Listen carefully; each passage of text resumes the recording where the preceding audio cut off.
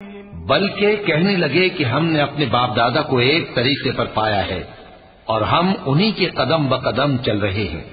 اور اسی طرح ہم نے تم سے پہلے کسی بستی میں کوئی خبردار کرنے والا نہیں بھیجا مگر وہاں کے خوشحال لوگوں نے کہا کہ ہم نے اپنے باپ دادا کو ایک راہ پر پایا ہے اور ہم قدم بقدم انہی کے پیچھے چلتے ہیں۔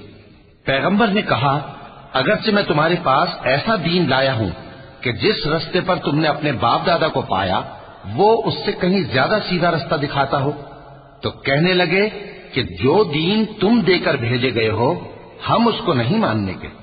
تو ہم نے ان سے انتقام لیا،